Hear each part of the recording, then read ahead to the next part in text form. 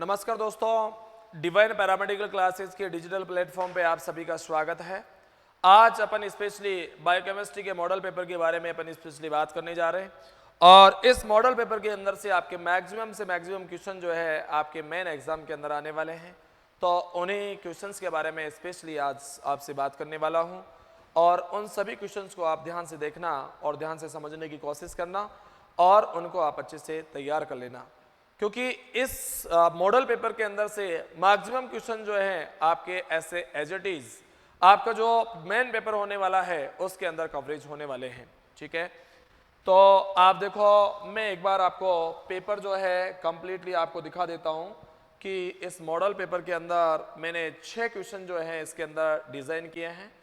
तो आप ये जो 6 क्वेश्चन है आप एक बार स्पेशली देख लीजिए इसके अंदर और आप इसका स्क्रीनशॉट भी आप ले लेना ताकि आपको इसको समझने में और इसको सॉल्व करने में आपको क्या रहे, इजी रहे। अब देखो, इसके अंदर अपन स्पेशली कुछ क्वेश्चंस के बारे में थोड़ा सा अपन डिटेल में बात कर लेते हैं।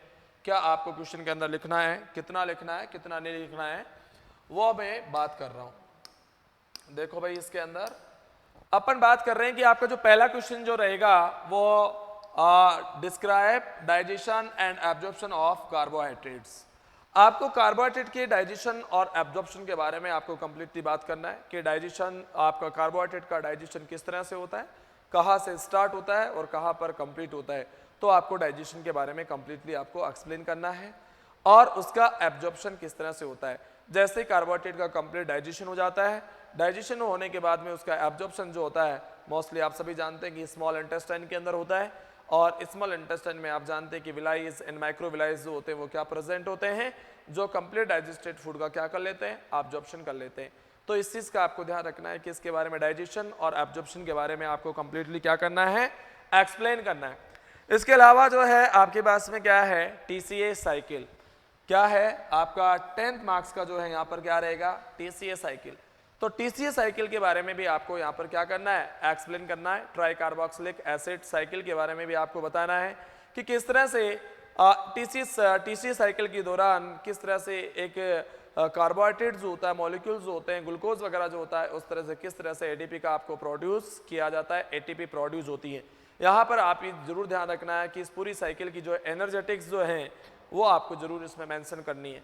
एनर्जेटिक्स के अंदर की कौन कौन से मॉलिक्यूल इसमें पार्टिसिपेट किए और प्रोडक्ट क्या बना, इसमें क्या क्या चीजें बनी और आपको कितने एटीपी यहाँ से ऑब्टेन हुए। तो वो पूरी आपको क्या लिखनी है, इसकी एनर्जेटिक्स लिखनी है। पूरी साइकिल को आपको अच्छे से ड्रॉ करना है और ड्रॉ करने के बाद में उसको क्या करना है, उसकी जो स्टेप्स है उन स्टेप्स को आपको क्या करना है, एक्सप्लेन करना है। ठीक है, तो ये आपका जो है पहला क्वेश्चन है, digestion and absorption of carbohydrate and TCA cycle. दूसरा क्वेश्चन आपके पास में आता है शॉर्ट नोट्स ऑन, ये भी आपका कार्बोहाइड्रेट से ही है, ग्लाइकोलाइसिस एंड ग्लाइकोजेनेसिस। ये दोनों चीज का आप ध्यान रखना। ग्लाइकोलाइसिस अपने आप में खुद कई बार जो है 10 नंबर के अंदर आया हुआ क्वेश्चन है।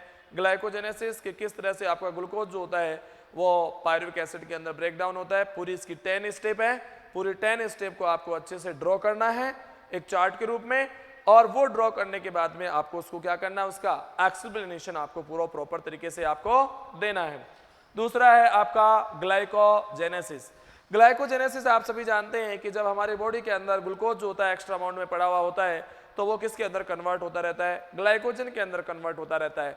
और ये ग्लाइकोजन जो होता है हमारी बॉडी के अंदर जो लीवर और मसल्स होती है वहां पर जाकर क्या हो जाता है, स्टोर हो जाता है। तो यहाँ पर आपको उसका पूरा एक चार्ट की फॉर्म में पूरा यहाँ पर पूरी इसकी स्टेप एक्सप्लेन करनी है आपको कि किस तरह से ग्लूकोज जो होता है ग्लाइकोजन के अंदर क्या होता है, कन्वर्ट होता है। तो ये आपको यहाँ पर बताना है। तीसरा आपका इसके अंदर है describe urea cycle. Urea cycle भी भाई बहुत इंपॉर्टेंट चीज है, तो आप ध्यान रखना। यूरिया साइकिल के अंदर बहुत इंपॉर्टेंट क्वेश्चन है, 10 नंबर और 20 नंबर में बहुत बार रिपीट हो चुका है। यूरिया साइकिल आपको पता है कि यूरिया साइकिल जो होती है वो मेनली, जिसको आप ऑर्निथिन साइकिल के नाम से भी आप जानते हैं, कहां पर चलती है, लीवर के अंदर चलती है। और इसका टारगेट जो होता है वो अमोनिया जो होता है उसको किस में कन्वर्ट करना होता है, यूरिया के अंदर कन्वर्ट करना होता है। और यूरिया जो होता है आपको पता है हमारी बॉडी का क्या होता है, वेस्ट प्रोडक्ट होता है। तो यूरिया साइकिल के बारे में आपको पूरी साइकिल को क्या करना है, ड्रॉ करना है। साइकिल को ड्रॉ करने के बाद में उसकी जो पूरी स्टेप्स है, 5 स्टेप्स के राउंड जो है उनको पूरा आपको क्या करना है, एक्सप्लेन करना है। और फिर उसके बारे में उसकी एनर्जेटिक्स भी बतानी है आपको कि कितने एटीपी इसके अंदर कंज्यूम हुए हैं, कितने एटीपी इसके अंदर बने हैं, क्या क्या चीजें इसके अंदर कंज्यूम हुई हैं, वो सारी स्टेप को आपको यूरिया साइकिल के अंदर क्या करना है, एक्सप्लेन करना है। बहुत इंपॉर्टेंट है भाई ये। इसके अलावा आपका question number 3, short notes on. Short notes on के अंदर आपको जो है पहला क्या है आपका यूरिन क्लियरेंस टेस्ट। क्या है आपका यूरिन क्लियरेंस टेस्ट। तो आपको जो है क्लियरेंस टेस्ट ये आपका कहां से है, आरएफटी से। कहां से है, आरएफटी से है, रीनल फंक्शन टेस्ट। तो आपको यहाँ पर क्लियरेंस टेस्ट के बारे में फॉर्मूला बताना है, यूरिया क्लियरेंस के बारे में बताना है और क्रेटिनिन क्लियरेंस के बारे में आपको यहाँ पर क्या करना है, एक्सप्लेन करना है। तो ये क्लियरेंस टेस्ट आपको एक्सप्लेन करने हैं। इसके अलावा है आपके पास में इलेक्ट्रोफोरेटिक सेपरेशन ऑफ प्रोटीन्स। जो इलेक्ट्रोफोरेटिक सेपरेशन ऑफ प्रोटीन, आपको पता है कि प्रोटीन्स जो होती हैं वो चार्जेबल होती हैं, इसीलिए इलेक्ट्रोफोरेसिस के द्वारा हम इसे क्या करते हैं, सेपरेट करते हैं। तो यहाँ पर जो है इलेक्ट्रोफोरेसिस के बारे में आपको थोड़ा सा एक्सप्लेन करना है और इन प्रोटीन्स के बारे में आपको यहाँ पर बताना है। ठीक है, आगे जो है आपका जो क्वेश्चन रहेगा कार्डियक प्रोफाइल टेस्ट।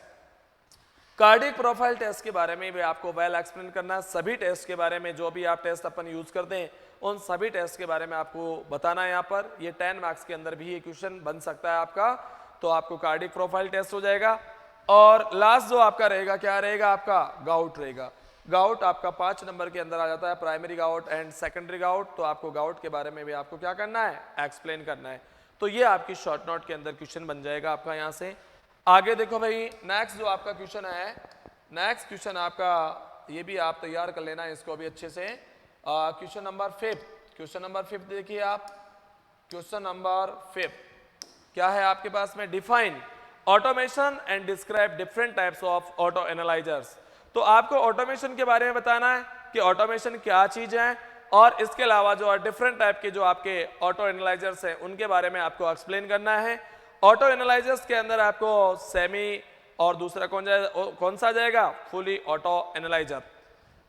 तो आपको सेमी ऑटो एनालाइजर और फुली ऑटो एनालाइजर्स के बारे में आपको डिटेल में क्या बताना है, एक्सप्लेन करना है। 20 मार्क्स का क्वेश्चन ये आपका आता है। तो ऑटोमेशन क्या है, ऑटोमेशन के आपके एडवांटेज क्या है वो बताने हैं, और फिर टाइप्स बताना है। टाइप्स के अंदर आपका सेमी ऑटोमेटेड और फुली ऑटोमेटेड ऑटो एनालाइजर्स, उसके बारे में आपको यहाँ पर डिटेल में बात करनी है। ठीक है, इसके अलावा नेक्स्ट जो क्वेश्चन आपका आएगा 5th number, short note on quality control. Quality control के बारे में आपको बताना है। आपको पता है क्वालिटी कंट्रोल जो है स्पेशली 2 प्रकार के होते हैं, एक्सटर्नल क्वालिटी कंट्रोल और इंटरनल क्वालिटी कंट्रोल। तो क्वालिटी कंट्रोल के बारे में भी आपको क्या करना है, एक्सप्लेन करना है। इसके अलावा क्वालिटी कंट्रोल के जो फैक्टर्स वगैरह है उनके बारे में भी आपको यहाँ बताना है, जैसे कि प्रेसिजन हो गया, एक्यूरेसी हो गया, सेंसिटिविटी हो गया और स्पेसिफिसिटी हो गया। तो आपको क्वालिटी कंट्रोल के बारे में यहाँ पर क्या करना है, एक्सप्लेन करना है। और इसके अलावा अगर बड़ा क्वेश्चन और भी बनता है तो आपको क्वालिटी कंट्रोल की जो एरर्स है वो भी आपको एक्सप्लेन करनी है, जैसे कि आपका प्री एनालिटिकल एरर होगी, दूसरी एनालिटिकल एरर होगी और तीसरी पोस्ट एनालिटिकल एरर होगी, वो बताना है आपको। आपके अलावा इसके बाद में क्या है, ग्लाइकोलेटेड हीमोग्लोबिन, जिसको आप किस नाम से जानते हो, HbA1c के नाम से आप जानते हैं। क्या कहते हैं आप इसे, HbA1c के नाम से आप जानते हैं। तो आपको इसके बारे में भी थोड़ा सा डिटेल के अंदर आपको एक्सप्लेन करना है कि ग्लाइकोलेटेड हीमोग्लोबिन क्या होता है या HbA1c क्या होता है, कौन सी कंडीशन में ये बढ़ जाता है, इसकी नॉर्मल रेंजेस क्या होती हैं। और इसी के साथ में आप एक चीज का और ध्यान रखना, डायबिटीज मेलाइटस, ये भी इसी से रिलेटेड है। तो डायबिटीज मेलाइटस के बारे में भी आपको थोड़ा क्या करना है, एक्सप्लेन करना है। 5 नंबर के अंदर आपका क्वेश्चन बन जाता है diabetes mellitus. Question number last 6 number का जो आपका क्वेश्चन है, what is liver function test and describe different types of jaundice. Liver function test जो है आपका 20 मार्क्स का जो क्वेश्चन बनता है, इसके अंदर आपको पहले बताना है कि लीवर के जो मेन फंक्शंस क्या होते हैं वो आपको एक्सप्लेन करने हैं। फिर लीवर की अंदर जो एबनॉर्मलिटीज या डिजीज वगैरह जो होती हैं उसको फाइंड आउट करने के लिए आप कौन कौन से टेस्ट आप लगाते हैं वो टेस्ट के बारे में आपको एक्सप्लेन करना है। और फिर सेकंड आधा स्टेप जो आता है आपका जॉन्डिस, जॉन्डिस बताना है कि जॉन्डिस क्या होता है, पहले उसको डिफाइन करना है। उसके बाद में इसके जो टाइप्स होते हैं, 3 प्रकार के जो टाइप्स है, उन तीनों टाइप को आपको क्या करना है, एक्सप्लेन करना है। ठीक है, तो आपका पहला जो होता है हिमोलाइटिक जॉन्डिस हो जाएगा, दूसरा जो होता है आपके पास में कौन सा हो जाता है, भाई सेकंड वाला जो होता है, पहला तो आपके पास में कौन सा हो गया, प्री हेपेटिक जॉन्डिस, दूसरा कौन सा हो जाएगा, हेपेटिक जॉन्डिस, और तीसरा कौन सा हो जाएगा, पोस्ट हेपेटिक जॉन्डिस। तो तीनों के बारे में बताना है। प्री हेपेटिक जिसको आप क्या दे हिमोलाइटिक जॉन्डिस के नाम से जानते हो, दूसरा कौन सा हो जाएगा हेपेटिक जॉन्डिस, और तीसरा कौन सा हो जाएगा पोस्ट हेपेटिक जॉन्डिस जिसको आप ऑब्स्ट्रक्टिव जॉन्डिस के नाम से भी आप जानते। तो ये मोस्टली वो क्वेश्चंस हैं जो आपके एग्जाम्स के अंदर कवरेज होने वाले हैं। एक चीज का आप यहाँ पर और ध्यान रखना, कई बार जो है आपका पैनक्रेटिक एंजाइम्स वगैरह जो होते हैं या पैनक्रेटिक फंक्शन टेस्ट जो होता है, इससे भी क्वेश्चन जो है आपका कई बार 5 मार्क्स के अंदर कई बार क्वेश्चन इसके अंदर से भी बना है। पिछले जस्ट इससे पहले वाला एग्जाम था उसमें तो पूरा 20 मार्क्स का क्वेश्चन आपका ब्लड पे भी बना हुआ है, उसका कंपोजिशन फंक्शन वगैरह जो है इस तरह से। तो आप जो है ये टोटल आपकी जो है 6 क्वेश्चन की अपन ने यहाँ पर बात की है।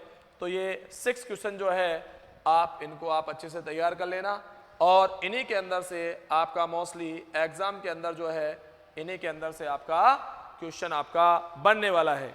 तो इन्हीं टेस्ट को ये जो भी आपके मेन इंपॉर्टेंट जो 6 क्वेश्चंस हैं उनको आप अच्छे से तैयार कर लेना, और इन्हीं के अंदर से मैक्सिमम क्वेश्चन जो है आपके मेन एग्जाम में आने वाले हैं। Thank you, best of luck.